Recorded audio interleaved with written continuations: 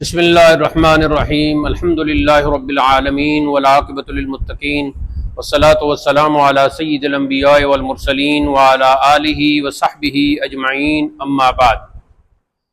YouTube کے ذریعے، video کے ذریعے تمام سننے والے اور جو آپ براہ راست پڑھ رہے ہیں، آج ہمارا منیت المصلی کا درس نمبر 8 ہے۔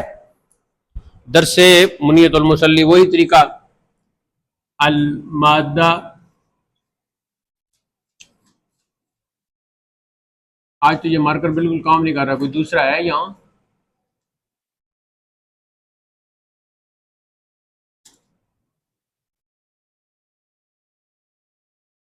یہ ہے سبتمبر۔ ستمبر کو کیا لکھیں گے؟ سبتمبر، سبتمبر۔ ہاں، یہ ہوگا 7 من سبتمبر۔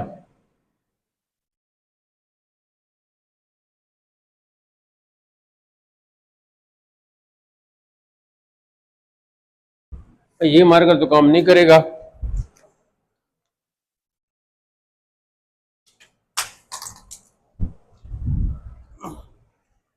یہ بھی پرانا ہے، مجھے لگتا ہے ہاں چل جائے گا۔ یہ 7 من سپتمبر، 7 من سپتمبر 2025 المیلادی۔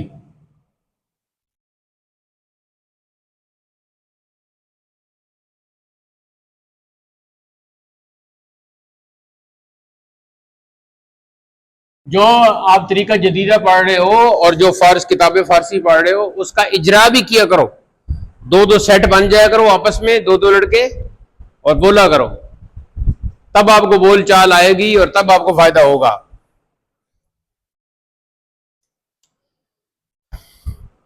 ہم نے منیت المصلی کی عبارت جو پڑھی تھی،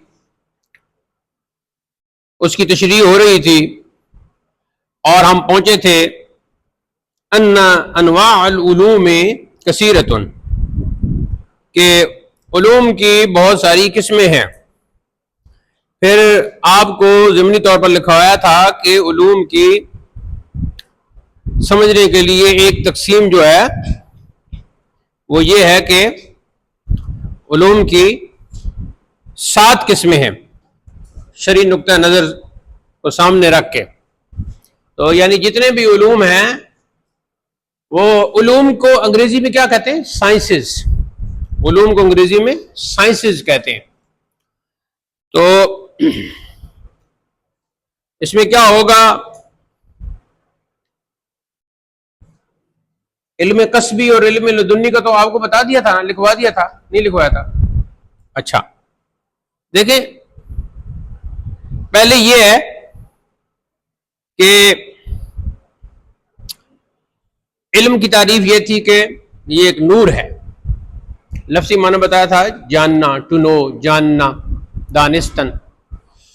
اور اصطلاحی یہ تھا کہ یہ اس کی کوئی خاص تعریف نہیں ہو سکتی، لیکن ایک جو اعلیٰ حضرت سے تعریف ہے وہ یہ ہے کہ علم وہ نور ہے جو مشکات نبوت سے اخذ کیا جاتا ہے۔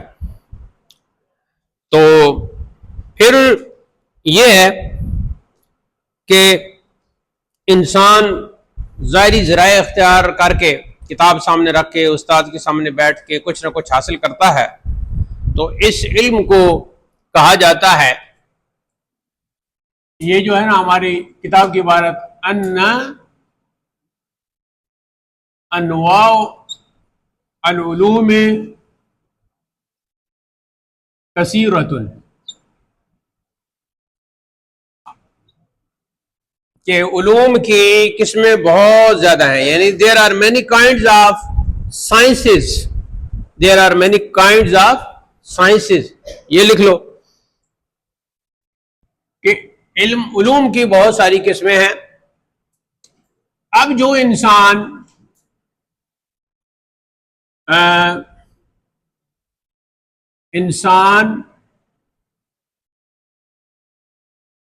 علم کسبی، پہلے لکھیں جی علم کسبی، انسان اپنے مختلف ذرائع سے جو علم حاصل کرے اسے علم کسبی کہتے ہیں. تو یہ پہلی دو قسمیں آپ کر لیں، علم کسبی اور علم لدنی.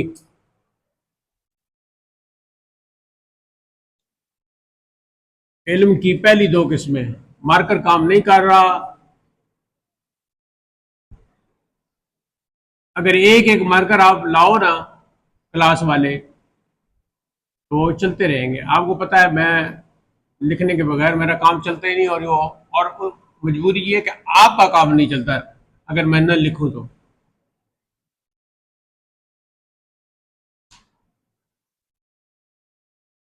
لدنی، لام کے اوپر زبر، دال کے اوپر پیش، نون کے اوپر شادہ نیچے زیر، علم لدنی. لدنی اس کو کوئی پڑھے لکھے پروفیسر چبل قسم کے آپ کو ملیں گے، کوئی لدنی کوئی لدنی کوئی لدنی ایسے پڑھے گا. تو آج سے اس کو ٹھیک کر لو، منہ سے بولو لدنی. ہاں. تو دوسری قسم ہے جی علم لدنی.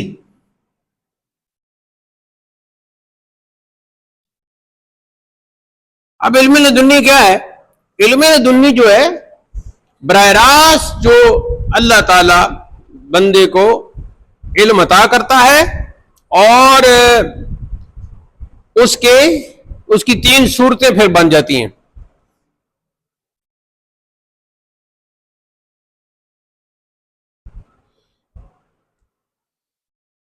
علم لدنی سے مراد وہ علم ہے جو بندے کو اللہ تعالی کی طرف سے براہ راست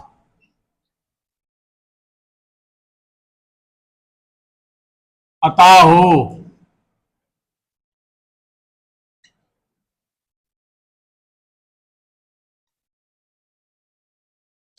اس کی اس کی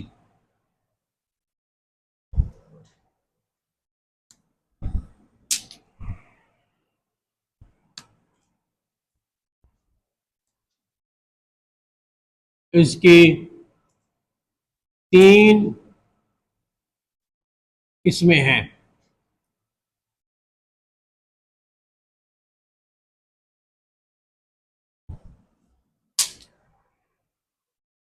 تین ہی مارکر تھے.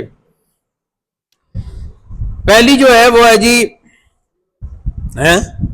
ادھر پڑے ہوئے، چلو جلدی سے نہیں چلو بیٹھ جاؤ پھر لکھو جی. پہلی قسم ہے وحی. واو ہائے. آپ لکھتی کیوں نہیں عبداللہ؟ نہیں لایا کوئی کاپی وغیرہ؟ کوئی تو پھر نکالو نا.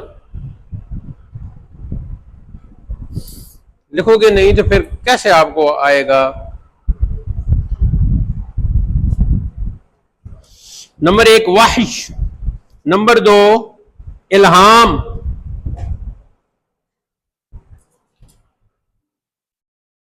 اور نمبر تین فراست. الفاء والراء والالف والسین والتاء. جیسے ریاست ہم لکھتے ہیں نا ریاست، ایسی فراست.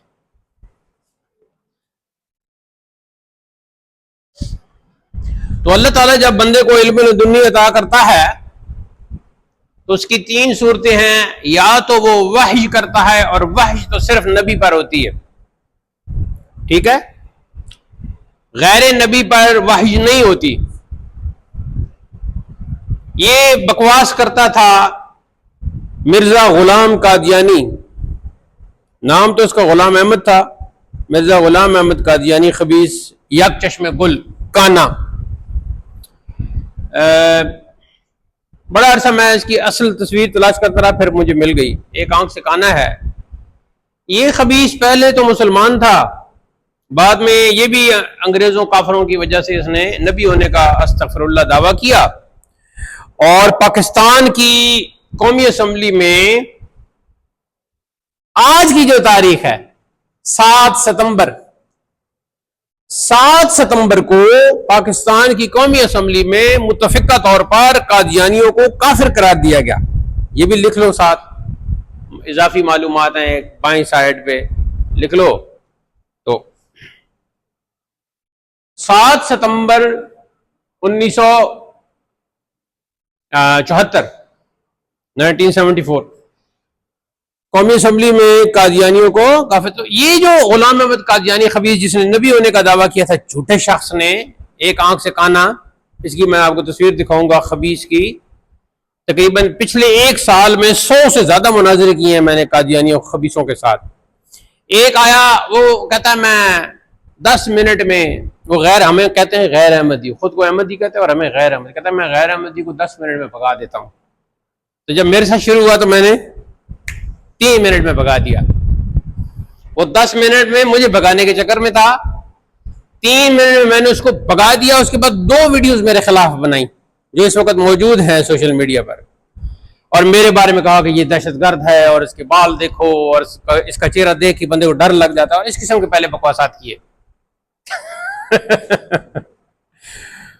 اور سارا میرا حلیہ جو مجھے لوگ نہیں جانتے تھے ان کے سامنے میرا حلیہ بیان کیا. اس کے بعد میری ویڈیو سامنے کر دی، اور آگے جو بکواس کرنا تھا ہوگی. 2 ویڈیوز ہیں، 2 بندے الگ الگ ہیں، اور ایک نے کہا کہ اس نے بڑے بال رکھے ہوئے ہیں، تو ان دنوں زیادہ بڑے تھے، اب تو کچھ چھوٹے ہو گئے.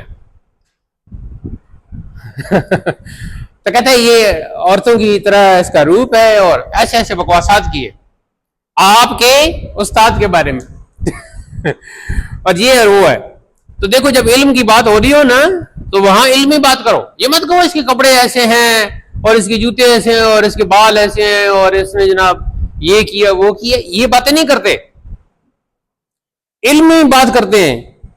علم کے اگر کوئی آپ کے سامنے آ کے کہتا ہے جی کہ یہ شرک ہے، تو اس کو جواب دو کہ یہ شرک نہیں ہے، اور دلائل دو. اور اس کو بھی چاہیے کہ وہ اپنے دلائل دے. جب علم کی بات ہو رہی ہو تو وہاں صرف دلائل چلتے ہیں، انگریزی میں کہتے ہیں آرگومنٹس. تو وہاں آرگومنٹس چلتے ہیں، دلائل چلتے ہیں. وہاں یہ نہیں چلتا تمہارے کپڑے ایسے تھے، تمہارے بال ایسے تھے، تمہارے بالوں نے پچھلے 1 سال سے تیل کا وہ 1 قطرہ نہیں دیکھا. ٹھیک ہے، تو جا کے روئی لے لو اور کان صاف کرو، اور مسواک کیکر کی بنا کے دانت صاف کرو، اور مسواک بھی استعمال کیا کرو. اچھا، کیکر کی یا پھلائی کی مسواک استعمال کیا کرو، کیونکہ یہ جو ٹوتھ پیسٹ ہوتا ہے اس سے عموماً لوگوں کو آج کل کینسر ہو رہا ہے. تو کینسر کی وجہ سے ان کے دانت مسوڑے تباہ ہو رہے ہیں، اور یہ جگہ بھی تباہ ہو رہے ہیں. ایک بندے نے تو یہاں سے سوراخ بھی کروایا، اس کا کٹ لگا ہے، ادھر سے اس کے اندر سے دانت بھی نظر آتے ہیں، اور اس کا اب سوراخ ہو گیا کینسر کی وجہ سے، وہ ڈاکٹروں نے کاٹ دیا. تو مسواک بھی استعمال کیا کریں. تو کبھی وہ پیسٹ بھی لگا لی کریں، لیکن پیسٹ کا چونکہ پتہ نہیں ہوتا. آج کل بہت گندے پیسٹ آ رہے ہیں، کھانے کی چیزیں، کھانے کی پیسٹریاں بھی گندی، اور دانتوں کا پیسٹ بھی گندا. خیر، میں کیا بات کر رہا تھا؟ ہاں، کچھ 100 سے زیادہ ان کے ساتھ، ان خبیثوں کے ساتھ مناظرے ہوئی ہیں. یہ بکواس کرتے ہیں، اپنے اس کانے دجال کو کہتے ہیں کہ یہ ہمارا نبی ہے اور قیامت تک نبی آتے رہیں گے، اور کچھ کہتے ہیں کہ نہیں اس کے بعد خلیفہ آئیں گے. پھر خبیث جو ہے نا، اس کا بیٹا بشیر، اس کا نام ہے بشیر، اور چند اور لوگ ہیں.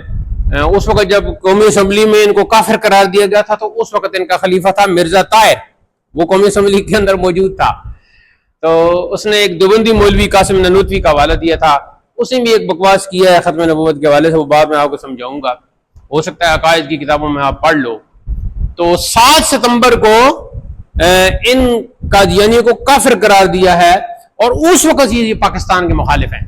یہ بکواس کرتے ہیں، کہتے ہیں ہم نہ پاکستان کو مانتے ہیں، نہ قومی اسمبلی کو مانتے ہیں، نہ ان مفتیوں کو مولویوں کو مانتے ہیں. اور ان قادیانیوں کو پاکستان کو تباہ کرتے ہیں. یہ ہر محکمے میں یہ خاموشی سے رہتے ہیں، شیطان خبیث.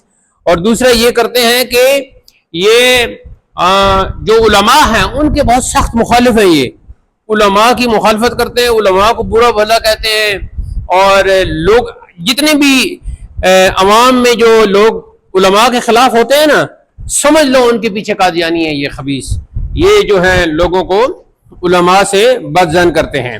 تو وہ خبیث کہتا تھا کہ مجھے الہام ہوا ہے، تو ایسا خبیث تھا، ایسا شیطان تھا یہ۔ میرے خیال میں ابھی کو میں نے کچھ باتیں بتائی ہوئی ہیں۔ تو ہنسنے ہنسانے کے لیے ایک زمانہ تھا کہ ہنسنے ہنسانے کے لیے جب میرے پاس اور کوئی مٹیریل نہیں ہوتا تھا تو میں پھر اس خبیث کی باتیں خود بھی پڑھتا تھا اور دوسروں کو سناتا تھا۔ تو یہ کسی کے گھر گیا، اس نے دعوت کی، تو وہاں گیا تو وہاں انہوں نے میٹھی جو ہے وہ فیرنی کھیر پکائی، تو اسے بہت پسند آ گئی۔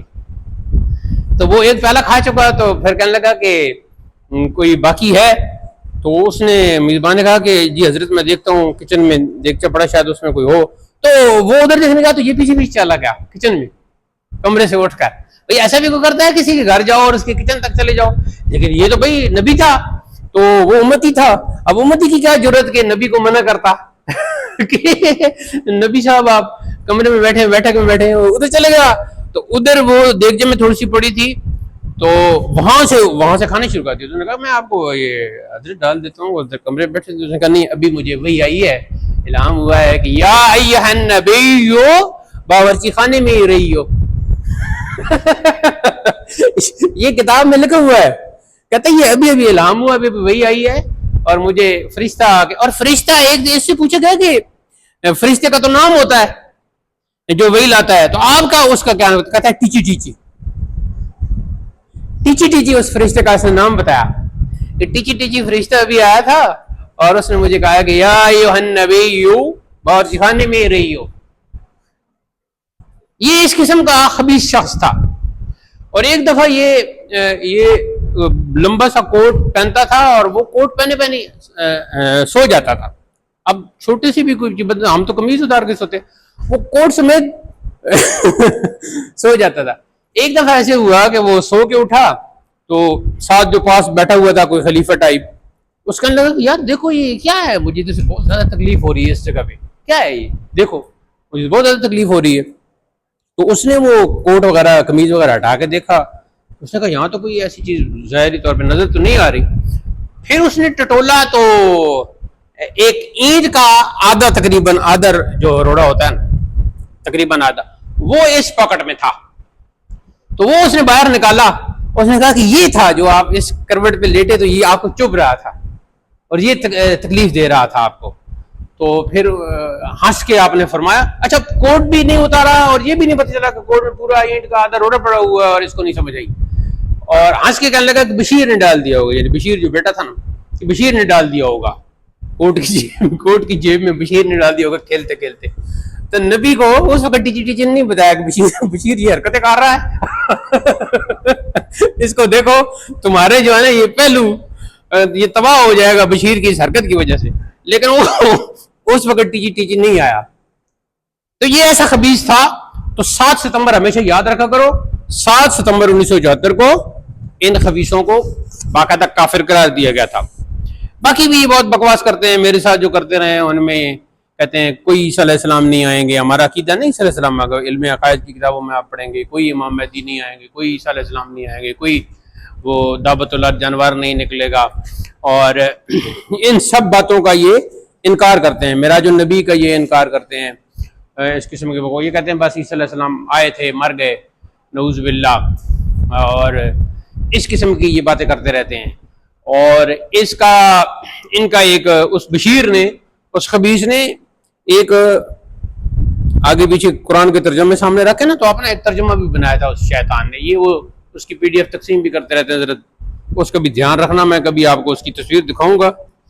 چلو جی، تو پہلی قسم ہے وحی علم لدنی کی، اس میں کیا ہے کہ فرشتہ لے کر آتا ہے اور وہ صرف نبی کے پاس آتا ہے، غیر نبی تو نبی جو حضور ہمارے آخری نبی تھے لہٰذا وحی کا سلسلہ تو حضور پہ ختم ہو گیا، جبریل امین لاتے تھے۔ اب علم لدنی کی آخری 2 ہی قسمیں رہ گئی ہیں، دوسری ہے الہام۔ الہام جو ہے یہ ہو سکتا ہے، اللہ کے ولیوں کو الہام ہوتا ہے، اللہ کے پیاروں کو اور جو بڑے بزرگ ہوتے ہیں ان کو الہام ہوتا ہے۔ اب الہام کے لیے دوسری طریقے سے بیٹھو نا، کلاس میں ایسے نہیں بیٹھو۔ الہام کے لیے کیا ہے؟ الہام کے لیے یہ ہے مختلف طریقے ہیں کہ الہام 2 قسم کے ہوتے ہیں، لکھو الہام رحمانی اور الہام شیطانی۔ تو اگر آپ کا دل مطمئن ہو، اچھی بات ذہن میں ڈالی جائے تو وہ الہام رحمانی ہے، اور اگر آپ کا دل مطمئن نہ ہو اور بظاہر وہ بات بھی بری ہو تو وہ پھر الہام شیطانی ہے. جیسے کہ اس کو شیطانی الہام ہوتے تھے، خبیث کو کہتے تھے آج مجھے یہ الہام ہوا، یہ الہام ہوا. ایک کسی کی جو ہے وہ عورت اس نے دیکھ لی تو پھر اس خبیث کے ساتھ یہ شادی کرنے کے چکر میں پڑ گیا اور کہتا تھا مجھے الہام ہوا ہے کہ یہ تمہاری بیگم بنے گی اور تمہاری اتنی زندگی ہوگی. تو وہ سب اس کے وہ جھوٹ نکلے. تو کچھ لوگ ایسی باتیں کر دیتے ہیں نا تو وہ پھر جھوٹی نکل آتی ہیں. جیسے یہ ہمارے اس وقت کے ایک صاحب ہیں، ابھی زندہ ہیں، تو انہوں نے کہا تھا کہ مجھے خواب میں بھی اشارہ ہو گیا ہے اور یہ کہ تمہاری عمر جو ہے وہ آپ صلی اللہ علیہ وسلم کی عمر کے مطابق ہی ہوگی 63 سال.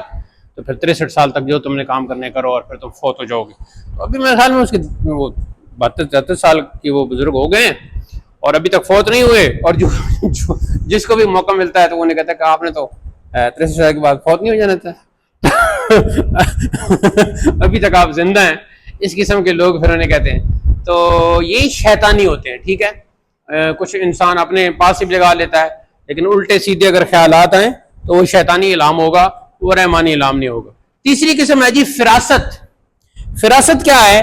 فراست کا لفظی معنی تو ہے دانائی. ٹھیک ہے جی. تو یہ ایک علم کا ذریعہ ہے، اور ایک حدیث میں آتا ہے کہ آپ صلی اللہ علیہ وسلم نے ارشاد فرمایا کہ مومن سے ڈرو، مومن کی فراست سے ڈرو، یعنی مومن کے علم سے ڈرو، مومن کی سمجھ سے ڈرو.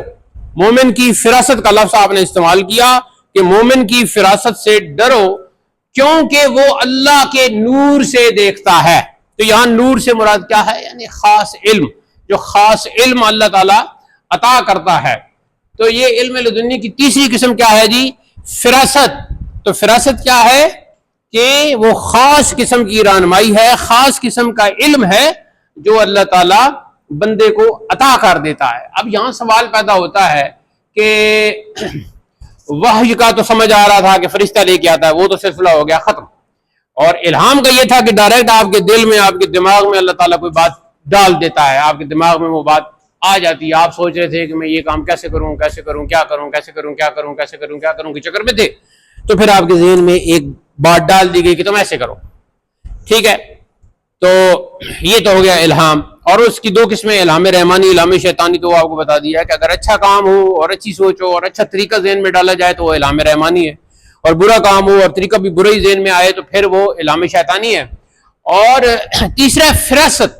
فراست بھی آپ یوں ہی سمجھ لیں کہ ایک خاص قسم کی کیفیت ہے، ایک خاص قسم کی کوئی لہر ہے. اور آج کل کی جدید انگلش میں ٹرمینالوجی میں آپ سگنل کہہ دیں کہ خاص قسم کے سگنل آپ کے دماغ کا جو آپ کا ٹاور ہے، آپ کا جو یہ سب کانشیس ہے، یہ جو ٹاور ہے سب سے بڑا، اس سے وہ اس میں آتا ہے اور پھر الفاظ اور پھر وہ کانشیس میں آپ کا یہ جو شعوری دماغ ہے سب کانشیس سے نکل کر کانشیس میں آتا ہے اور پھر آپ شعوری طور پر اس کو اپناتے ہیں. تو یہ ہے فراست. اس کے حوالے سے میں نے حدیث کیا بتائی ہے کہ آپ صلی اللہ علیہ وسلم نے ارشاد فرمایا، غالباً ایک روایت کے الفاظ ہیں اتقوا بفراست المؤمن، کہ مومن کی فراست سے، یعنی وہ علم جو اللہ نے اس کو عطا کیا، علم لدنی، اس سے بچو، اس سے ذرا چوکنے رہو. بچو کا مطلب چوکنے رہو، ذرا ڈر کے رہو. فإنه ينظر بنور اللہ، کہ وہ اللہ کے دیے ہوئے نور یعنی علم سے دیکھتا ہے. تو وہ بیٹھا یہاں ہے اور وہ پتہ نہیں کہاں تک دیکھ رہا ہے. جیسے کہ غوث پاک رضی اللہ تعالیٰ عنہ نے ارشاد فرمایا کہ درست العلم حتی صرت قطبا، کہ میں نے اتنا علم حاصل کیا کہ میں قطب بن گیا ہوں. اور انہوں نے کہا کہ یہ سارا جو نظام ہے دنیا کا، یہ سارا میرے سامنے ہے. جیسے ہم یہ دیکھو، یہ موبائل چھوٹی سی ڈیوائس ہے نا، یہ تو پھر بھی 5-6 انچ اس کی لمبائی اور تقریباً یہ 2 سے 2.5 انچ اس کی چوڑائی آپ کو نظر آ رہی ہے. اس ڈیوائس کی ویوو ہے یہ، اور باقی مختلف بھی ہیں. یا پیڈ آپ دیکھتے ہو وہ تو وہ ذرا بڑا ہے، یا لیپ ٹاپ تو وہ اس سے بھی بڑا ہے، اور کمپیوٹر کی اسکرین وہ اس سے بھی بڑی. تو اس پر آپ چیزیں دیکھ رہے ہو. اس کی طرف اشارہ غوث پاک نے پہلے ہی فرما دیا کہ میں چیزوں کو، ساری چیزوں کو ایسے دیکھتا ہوں جیسے کوئی رائی کا دانہ. یہ رائی ایک دال نما، ایک چھوٹا سا گندم سے کم چھوٹا دانہ ہوتا ہے، وہ ادھر پڑا ہو، گندم کا دانہ آپ سمجھ لیں. ایسے ہتھیلی پر کف دست پر یہاں پڑا ہو تو جیسے انسان دیکھ لیتا ہے نا اس کا بالکل اے ٹو زیڈ اس کو دیکھ رہا ہوتا ہے، تو ٹاپ باٹم ہے اس کا، رائٹ لیفٹ سب کچھ اس کا دیکھ رہا ہوتا ہے، ایسے ہی میں ساری دنیا کو دیکھتا ہوں. نظر تو الی بلاد اللہ جمعا کخردلۃ علی حکم اتصالی، یہ شعر ہے آپ کا مشہور شعر کہ میں تمام اللہ کے جو شہر ہیں جتنے بھی یعنی پوری دنیا، ان کو میں ایسے دیکھتا ہوں کہ جیسے کوئی خردلہ، خردلہ یہ سے رائی کے دانے کو کہتے ہیں، خردلہ کو اپنے کف دست پر اپنی ہتھیلی پہ رکھ کے جیسے دیکھ رہا ہوتا ہے اور اسے ایک ایک چیز نظر آ رہی ہے. مجھے بھی پوری دنیا کی ایک ایک چیز نظر آتی ہے. یہ کون کہہ رہا ہے؟ غوث پاک رضی اللہ تعالیٰ عنہ، جن کا نام ہے جی شیخ عبد القادر جیلانی، محی الدین آپ کا لقب ہے، غوث اعظم آپ کو کہا جاتا ہے. غوث جو ہے یہ ٹرم ہے جو روحانی جتنے بھی بزرگ گزرے ہیں ان میں مختلف ٹرمینالوجی چلتی ہے ان کے مقامات اور عہدوں کو سمجھنے کے لیے، تو ان میں آخری بڑا عہدہ جو ہے وہ غوث ہے اور اس سے اوپر پھر غوث اعظم ہے.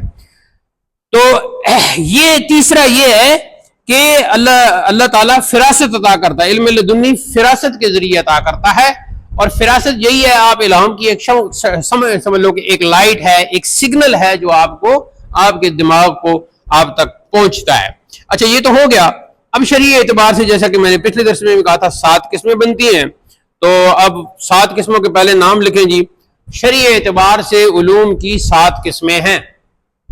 شرعی اعتبار سے آپ لکھ لیتے تو اچھی بات تھی. کوئی پینسل نہیں ہے؟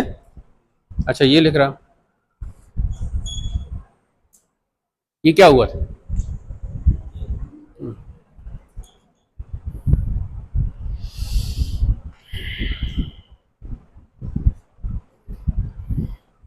شرعی اعتبار سے علوم کی 7 قسمیں ہیں. لکھیں جی. نمبر 1 فرض عین. نمبر 2 فرض کفایہ.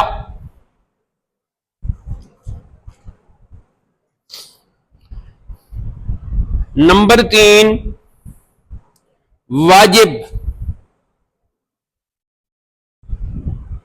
جو آپ میں سے صحیح نہیں لکھ سکتا وہ دوسروں سے دیکھ کر، دوسروں کی کاپی دیکھ کر لکھ لیا کرے، مکمل کر لیا کرے، تاکہ پھر ٹیسٹ سے پہلے پہلے آپ کی یہ ساری چیزیں مکمل. اب دیکھیں گے انشاءاللہ، آج درس نمبر 8 ہے نا، تو دیکھیں گے آگے جا کے کسی ایک درس کے بعد ٹیسٹ رکھ دیں گے.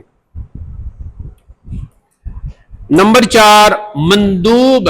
المیم والنون والدال والواو والبا. مندوب.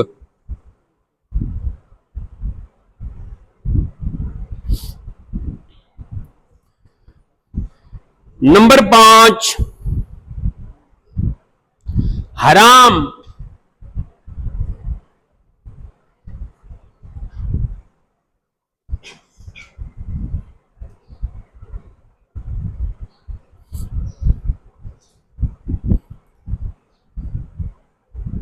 نمبر 6 مکروہ.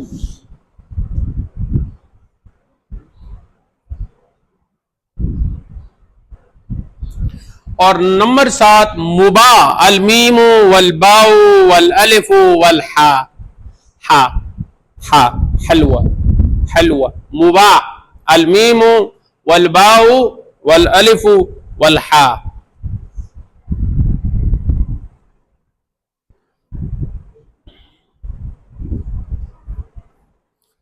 اب ان کی آپ تھوڑی تھوڑی تفصیل لکھ لیں. پہلی قسم جو ہے فرض عین، جیسے علم عقائد،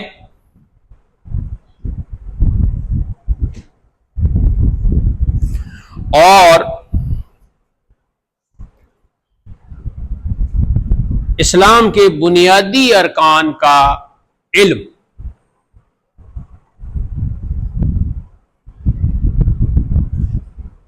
اور سب پر فرض ہے. فرض عین وہ ہوتا ہے کہ جو سب نے ادا کرنا ہوتا ہے. ایک میرا رسالہ ہے عبادات و معاملات، آگے جا کے وہ بھی آپ لے لینا، اس کے اندر یہ ساری تفصیل لکھی ہے. فرض عین کیا ہے، مکروہ کیا ہے، مباح کیا ہے. تو بنیادی ارکان کون سے ہیں؟ نماز، روزہ، حج، زکوٰۃ وغیرہ.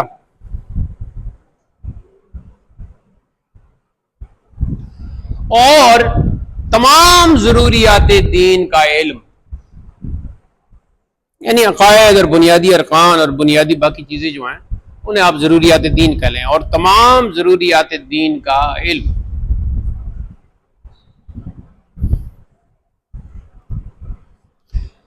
تو یہ ہو گئی جی پہلی قسم۔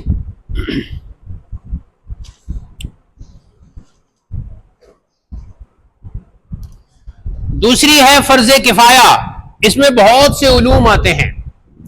تو جیسا کہ ہم نے فرض عین کے بارے میں کہا کہ فرض عین تو فرض عین ہے، ہر مسلمان نے الگ الگ اس پر فرض ہے کہ اس چیز کا علم حاصل کرے، لیکن فرض کفایہ یہ ہے کہ اگر مسلمانوں میں سے کچھ مسلمان وہ علم سیکھ لیں تو وہ کام چل جاتا ہے۔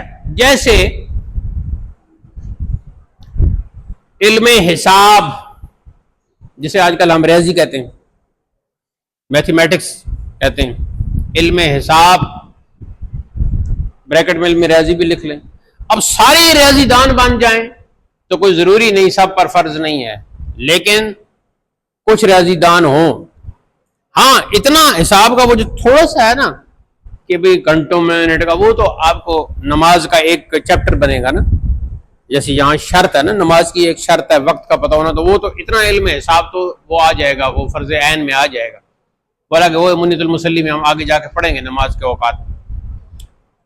تو یہ سامنے جو نقشہ بنا ہوا ہے، یہ نقشہ وغیرہ بندہ بنا سکے، یعنی آپ اس قابل ہو جائیں کہ یہ نقشے سے کہتے ہیں علم التوقیت، یہ بھی لکھ رہے ہیں، جیسے علم حساب، علم توقیت یعنی وقت کا علم۔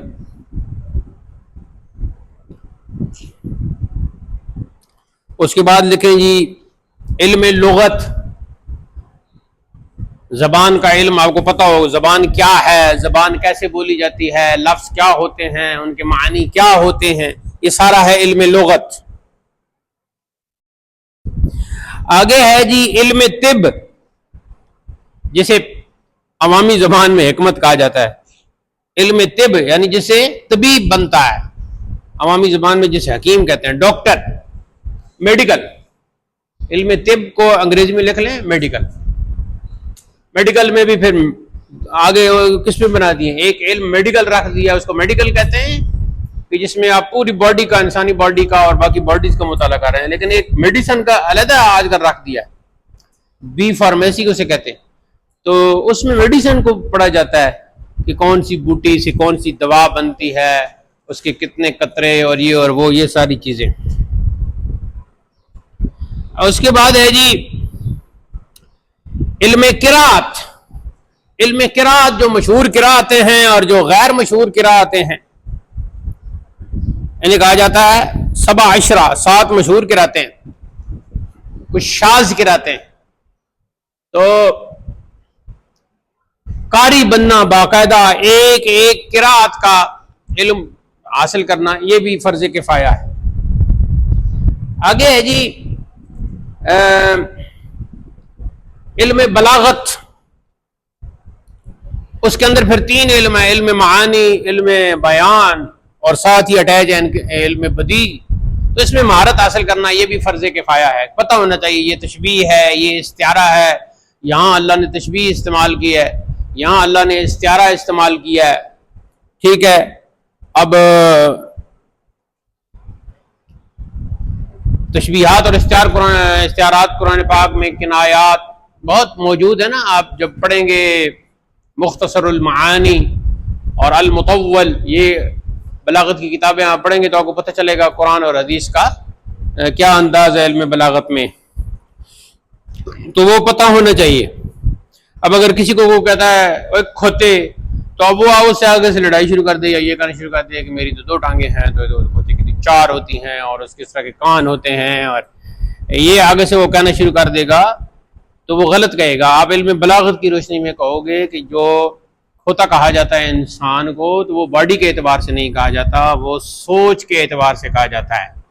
تو کھوتے کی سوچ کے حوالے سے ایک واقعہ بھی مشہور ہے نا، تو سوچ کے اعتبار سے تمہیں کھوتا کہا گیا ہے کہ تمہاری اور کھوتے کی سوچ میں، گدھا کہتے ہیں، گدھے اور تمہاری سوچ میں وہاں ایک جیسا ایک پن نظر آیا، تو اس لیے تمہیں کھوتا کہہ دیا گیا ہے. اور یہ اسے کہتے ہیں تشبیہ. اور تشبیہ میں صرف ایک چیز کو دیکھا جاتا ہے، بعض اوقات ایک سے زیادہ چیزوں کو بھی دیکھا جاتا ہے، لیکن کم از کم ایک چیز اگر پائی جائے دو چیزوں میں ایک جیسی تو وہاں تشبیہ دی جا سکتی ہے. اچھا، کھوتا کہنے سے ناراض ہوتا ہے، اور کھوتے سے بھی گندا اور بہت ہی گندی باڈی والا شیر جسے کہتے ہیں، وہ اگر کہا جائے تو خوش ہو جاتا ہے. ٹھیک ہے، آپ کا نام کیا؟ اب بلال کو اگر کھوتا کہا جائے تو خوش نہیں ہوگا، اور اگر اسی کو شیر کہہ دیا جائے تو خوش ہو جائے گا. اس سے کہا جائے کہ کھوتا تو دیکھو کتنا خوبصورت ہے، لاہور والے تو، اسلام آباد والے تو کھاتے ہیں نا، وہ تو بات ہی الگ ہے. یعنی اوپر سے بھی کتنا خوبصورت نظر آتا ہے. وہ کوئی شاعر تھا، مجھے اس کا نام بھولا ہوں، اس نے اللہ کی حمد اس طرح لکھی ہے کہ تعریف اس خدا کی جس نے گدھا بنایا، تعریف اس خدا کی جس نے گدھا بنایا. اگر یہ جو ویڈیو دیکھیں گے آپ کو شاعر کا نام معلوم ہو تو بریکٹ کمنٹ باکس میں آپ شاعر کا نام لکھیں، مجھے بھولا ہوا ہے. تعریف اس خدا کی جس نے گدھا بنایا، کیا دل ربا بنایا، کیا خوش نما بنایا. ہم اس طرح کا شعر ہے. تو گدھا تو دیکھنے میں بہت خوبصورت لگتا ہے، لیکن شیر جو ہے جہاں گندی جگہ پہ کیچڑ میں بیٹھا تو کیچڑ ساتھ لگا ہوا ہے، بال اس کے بکھرے ہوئے تیل تو وہ شیر لگا نہیں سکتا. تو گندے بال، گندا منہ، گندے دانت، اور وہ شیر ہے. یہ مجھے اتنا برا لگتا ہے. تو یہ اگر کہہ دیا جائے کسی کو، بلال کو کہہ دیا جائے تو یہ جناب یہ پھولا نہیں سمائے گا اور اکڑ گا میں شیر. او جی میں شیر، یا باپ کہتے یہ پتر میرا شیر ہے جی. اور تو اس سے بندہ خوش ہو جاتا ہے، حالانکہ وہ گدھے سے بھی گیا گزرا گندا جانور ہے. گدھا تو چیرتا پھاڑتا نہیں ہے نا، گدھا تو چارہ کھاتا ہے. اور گدھے کی تو صرف آواز بری ہے، موسیقی اس میں نہیں ہے گدھے میں. یہ اللہ نے گدھے کی جو آواز میں موسیقیت نہیں ہے نا، یہ اللہ نے قرآن میں بیان کر دی ہے کہ سب سے بری آواز گدھوں کی آواز ہے. اعوذ باللہ من الشیطان الرجیم. ان انکر الاصوات لصوت الحمیر، سب سے بری آواز حمیر، یہ جمع ہے حمار کی، گدھوں کی آواز ہے، کیونکہ اس میں موسیقیت نہیں ہے. ٹھیک ہے، اب یہ جو ویڈیو ریکارڈ ہو رہی ہے، وغیرہ میں آپ کو گدھے کی آواز نکال کے بتاتا کہ اس میں موسیقیت نہیں ہے. کیسے نہ کوئی اتار چڑھاؤ، کوئی آواز اونچی نکالتا ہے، کوئی کیسے نکالتا ہے، بندہ کہتا ہے بس یہ چپ ہو جائے. تو رکشے کی طرح، رکشے کی آواز بھی بڑی عجیب ہوتی ہے، کبھی اونچی کبھی نیچی. ٹھیک ہے، لیکن ٹرین دیکھیں آپ، ٹرین چل رہی ہے، اس کی خاص ایک آواز ہے، بندے کو لطف آ رہا ہوتا ہے اس کی آواز سن کے. اور گاڑیاں ہیں وہ جب تیز چل رہی ہوتی ہیں ان کی خاص آواز ہوتی ہے، اسے ایک موسیقی میں کہتے ہیں کھرج بن جاتا ہے. ایک کھرج کہتے ہیں بیس، آواز کی ایک بیس کو، تو بیس بن جاتی ہے. باقی گاڑیوں کی آواز جب آ رہی ہوتی ہے یا ٹرین کی آواز پہ تو لوگوں نے تبلے بجائے ہیں، تبلے سے ٹرین کی آواز نکالی ہے، تبلے سے گھوڑ دوڑ جو ہوتی ہے اس کی آواز نکالی ہے. ٹھیک ہے، گھوڑ دوڑ کو سن کے شعراء نے اور خاص کر علامہ خلیل فراہیدی نے علم العروض کو ترتیب دیا ہے کہ وہ کیسے چلتا ہے، کیسے وہ اسے دڑکی اور چوکڑی اور اس طرح کی ٹرمینالوجی استعمال ہوتی ہوا. تو یہ پھر جو تشبیہ ہے نا، اللہ تعالیٰ نے گدھے کا ذکر بھی کیا، جانوروں کا ذکر کیا ہے قرآن پاک میں کہ کچھ لوگ ایسے ہیں کہ وہ بالکل جانوروں کی طرح ہیں. قرآن پاک میں اللہ نے کیا فرمایا کہ کچھ لوگ ہیں وہ جانوروں کی طرح ہیں، یعنی گدھے کی طرح، کھوتے کی طرح، شیر کی طرح، باقی جتنے جانور ہیں. تو اب یہاں علم بلاغت پڑھنا ضروری ہو جائے گا، تب سمجھ آئے گا کہ اللہ تعالیٰ نے جانوروں کی طرح انسانوں کو کیوں کہا. تو یہ بھی فرض کفایہ میں آ جائے گا. ہر شخص ضروری نہیں ہے کہ اب مزدور ہے تو مزدور کو آپ کہیں کہ چھوڑو مزدوری نہ کی کرو، پہلے ادھر بیٹھو علم بلاغت پڑھو، میں تمہیں پڑھاؤں گا تشبیہ کیسے کہتے ہیں، استعارہ کیسے کہتے ہیں. اس کا ٹھیکیدار اسے فون کر، وہ پہنچ گھوڑی گن کے ہمیں، سیڑھی گن کے ہمیں، وہ ادھر. تو وہ اگر وہ کام نہیں کرے تو آپ کا اور ہمارا گھر نہیں بنتا. تو پھر ہر بندے کو علم بلاغت نہیں سیکھنا، لیکن آپ جو ادھر یہاں بیٹھے ہو تو آپ پر یہ ضروری ہے کہ آپ علم بلاغت سیکھیں. تو یہ فرض کفایہ میں آ گیا. ایسے ہی جی اور کیا مثال دوں آپ کو، اس کے علاوہ جتنے بھی علوم ہیں اس طرح کے وہ فرض کفایہ میں آ جائیں گے. تیسری قسم ہے جی واجب. وہ علم ہے جس کا حاصل کرنا اس لیے ضروری ہو کہ قرآن و حدیث کو صحیح طور پر پڑھ سکیں. واجب سے مراد وہ علم ہے جو اس لیے ضروری ہے کہ اس کے ذریعے قرآن و حدیث کو صحیح طور پر پڑھ سکیں. تو اس میں کچھ تو علم بلاغت کا بھی حصہ آ گیا، لیکن ضروری جو ہیں وہ دو علم ہیں، جیسے علم صرف اور علم نحو. تو یہ دونوں پڑھنا واجب ہے، اور واجب اس لیے ہے کہ ان دونوں کے بغیر آپ قرآن اور حدیث کو ٹھیک طریقے سے پڑھ نہیں سکتے. نہ لفظوں کو پڑھ سکتے ہیں، نہ زیر زبر کا آپ کو علم ہو سکتا ہے. ٹھیک ہو گیا؟ ہم نے دوسری کلاس میں ایسے نہیں بیٹھتے، ایسے اپنے کمرے میں اور وہ باہر جس جگہ پہ بیٹھو ایسے آپ بیٹھو، ٹھیک ہے، لیکن کلاس میں ادب و احترام کے ساتھ. جو استاد کا، کتاب کا، کلاس کا، علم کا، مسجد کا، جگہ کا احترام نہیں کرتا، تو پھر اس جگہ پر جو وہ علم حاصل کر رہا ہے اللہ تعالیٰ اس کے دماغ میں نہیں ڈالتا. اگر ایسی بات ہوتی کہ ہر مدرسے میں پڑھنے والا، ہر کالج میں پڑھنے والا، ہر سکول میں پڑھنے والا پڑھا لکھا بن جاتا، تو پھر تو کروڑوں پڑھے لکھے اس وقت آپ کو نظر آ رہے ہوتے، کیڑوں سے زیادہ. ٹھیک ہے؟ یا ادھر نیچے اگر نکل جاؤ نا، یہ نیچے کھلی جگہ کی طرف، تو وہاں آپ کو کھلی زمین میں 15 20 کتے نظر آئیں گے. وہ آوارہ کتے ہوتے ہیں. ٹھیک ہے؟ تو اس طرح تو پھر ہر کوئی پڑھا لکھا ہوتا. لیکن آپ نے دیکھا کہ ایک مدرسہ سے فارغ ہونے والے، سند لینے والے 1000 بندہ ہوتا ہے، لیکن ان میں سے پڑھے لکھے کتنے ہوتے ہیں؟ چند. باقی کہتے ہیں بس ٹھیک ہے جان چھٹی. کچھ انہیں ابتدائی چیزیں انہیں آ جاتی ہیں، کچھ نماز پڑھانا، کچھ دعا مانگنا، یہ چیزیں تو انہیں آ جاتی ہیں، لیکن وہ عالم نہیں ہوتے، دوسروں کو پڑھا نہیں سکتے، سمجھا نہیں سکتے. کیوں؟ کہ اللہ تعالیٰ نے ان کے اندر یہ صلاحیت ان سے چھین لی ہوتی ہے. اور جب ادب و احترام کیا جاتا ہے تو اگر کتاب سے آپ نے 50% یاد کیا ہے تو اللہ تعالیٰ 50% باقی آپ خود اپنے علم لدنی کے طریقوں کے مطابق آپ کے ذہن میں ڈال دیں. بات سمجھ آ رہی ہے میری؟ ہاں. تو جب آپ ایک کتاب پہ آپ ایک رجسٹر پہ لکھتے ہیں، آپ قرآن و حدیث کی اور علمی باتیں لکھتے ہیں، اور پھر اس کو آپ اس طرح پھینکتے ہیں گھر، تو وہ اس میں جو کچھ بھی لکھا ہوا ہے آپ سمجھ لیں کہ آپ کے دماغ سے وہ اڑ گیا ہے. یہ کچرا، جیسے موبائل پہ کچرا آ جاتا ہے نا، اس کو پھر وہ اس میں آپ بھیجتے ہو، مختلف فولڈر بنے ہوتے ہیں، تو وہاں اس کو پھینکتے ہو، پھر وہاں سے بھی ڈیلیٹ کرنا پڑتا ہے، اور وہاں سے بھی ڈیلیٹ کرنے کے باوجود پھر بھی کچرا رہتا ہے. پھر اس کو ریسیٹ اور ریسٹارٹ اور پتہ نہیں کیا کیا کرتے ہیں، تو تمام اپلیکیشن کو ڈیلیٹ کر دیتے، پھر اس کی کہیں صفائی ہوتی ہے. ایسی کمپیوٹر لیپ ٹاپ میں بھی یہی چکر ہوتا ہے. اگر زیادہ کچرا روزانہ جمع ہوتا رہے تو وہ کام کرنا چھوڑ دیتا ہے وہ ڈیوائس جو ہے. ایسے ہی دماغ میں بھی یہ کچرا اور اس طرح کی چیزیں آتی رہتی ہیں. اور جو پھر اچھی، دیکھو کچرا زیادہ آ گیا، ڈیوائس خراب ہوئی، تو اس کے اندر جو اچھی فائلز پڑی تھیں، بہترین فائلز پڑی تھیں، بہت ہی امپورٹنٹ، وہ بھی تباہ ہو گئی ساتھ. شروع میں میرے ساتھ بھی ایسے ہوا تھا، ہارڈ ڈسک میری ہو گئی تباہ. پھر میرا ایک کلاس فیلو تھا اٹک میں، وہ ایک واحد بندہ، اس نے پھر کچھ کیا، کچھ چیزیں واپس تو آئیں، لیکن بہت ساری کتابیں، بہت سارے میرے اشعار، سینکڑوں اشعار وہ اس میں چلے گئے، ضائع ہو گئے. تو پھر یہ دماغ بھی آپ یوں ہی سمجھ لیں کہ جو کچھ آپ نے وہاں ڈالا ہوتا ہے وہ پھر نکل جاتا ہے. تو یہ چیزیں ذہن میں رکھا کریں.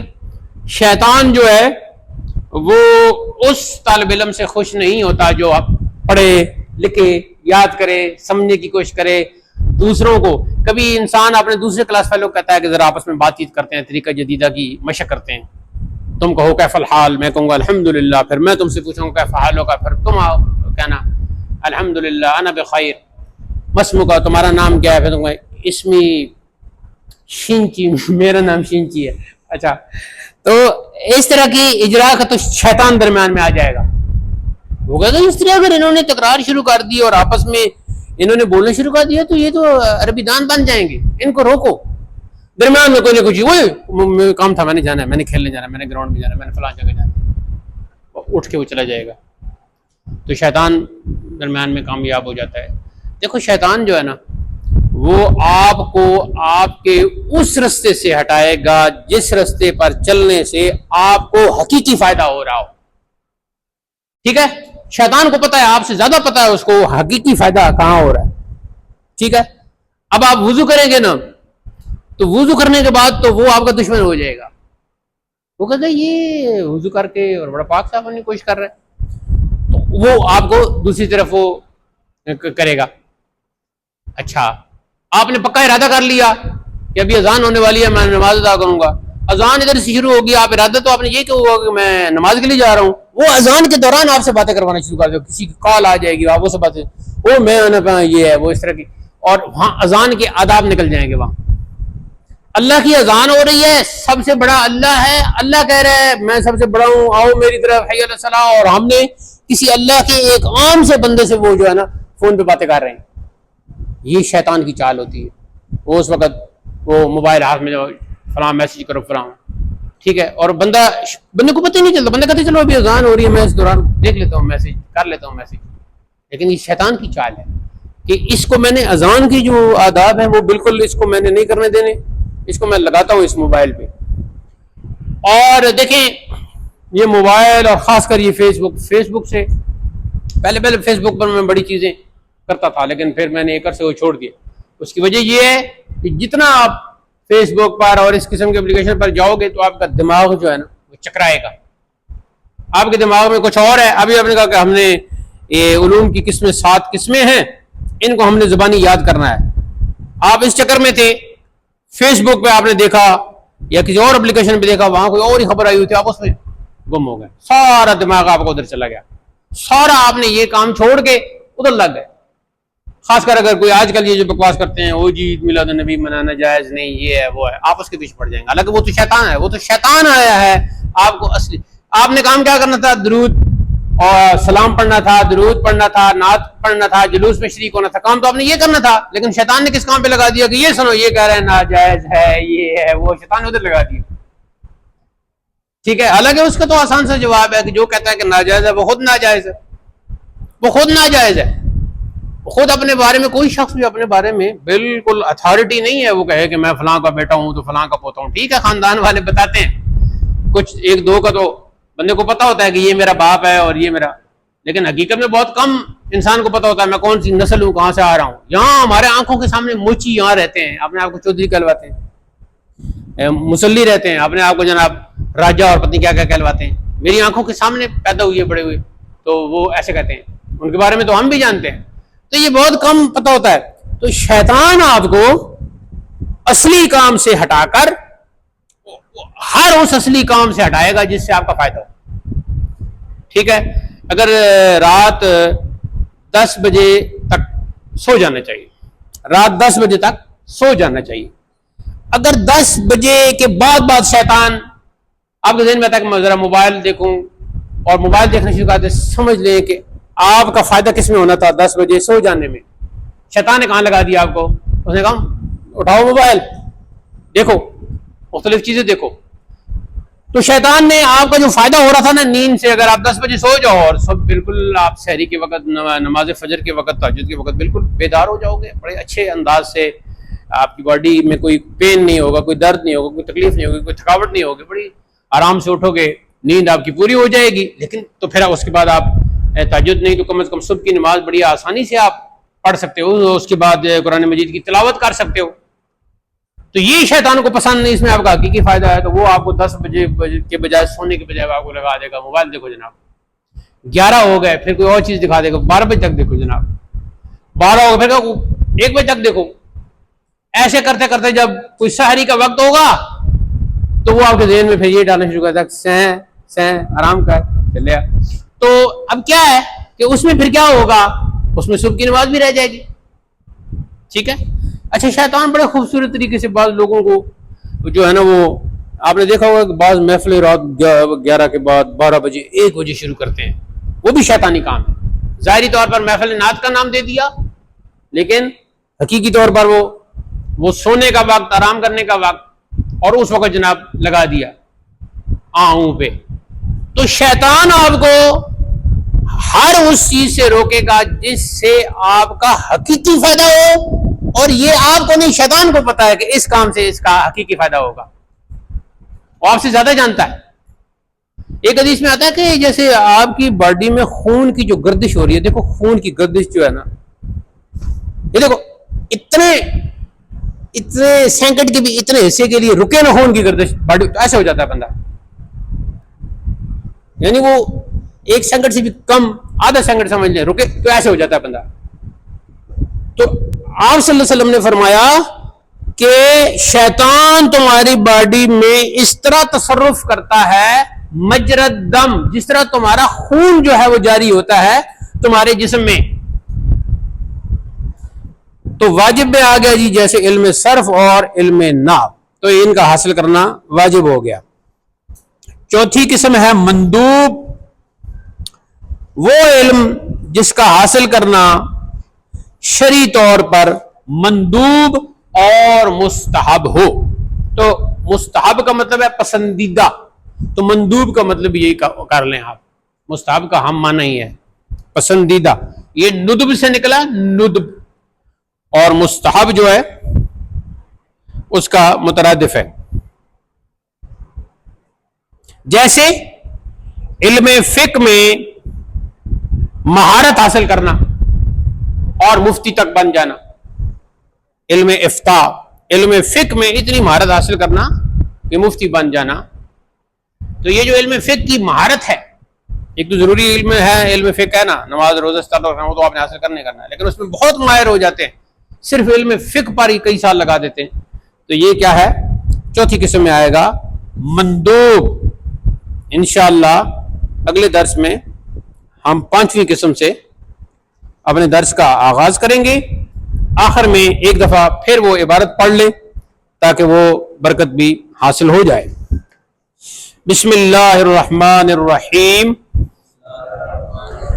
الحمد للہ رب العالمین، والعاقبۃ للمتقین،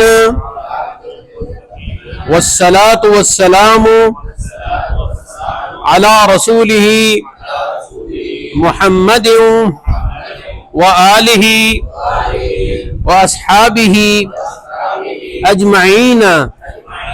اعلموا وفقکم اللہ تعالی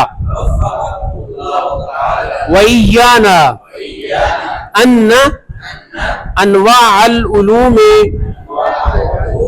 کثیرۃ وأہم الانواع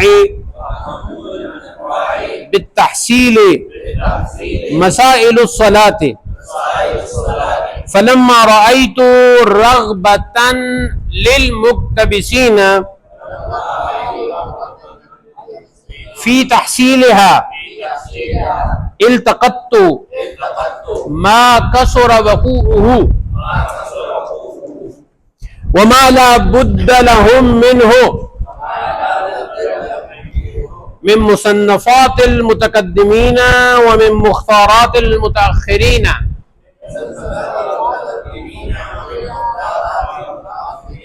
نحو الهداية والمحيط وشرح الإسبيجاب والغنية والملتقة والذخيرة وفتاوى قاضي خانة وجامعيه، وسميته منية المصلي وغنية المبتدي، وأسأل الله تعالى أن يجعل ما اعتمدته خالصا لوجهه تعالى ومكفرا لذنوبي بفضله، وأن يغفر لي ولوالدي ولأستاذي وهو الموفق للسداد ومنه الہدایت والرشاد۔ سداد کو سداد بھی پڑھ سکتے ہیں، رشاد کو رشاد بھی پڑھ سکتے ہیں۔ چلیں تو یہ مطلب ہو گیا، تو آج کا درس اختتام پذیر ہوتا ہے۔ وآخر دعوانا الحمد للہ رب العالمین وصلی اللہ تعالی علی حبیبہ سیدنا و شفینا و مولانا محمد وآلہ وصحبہ اجمعین.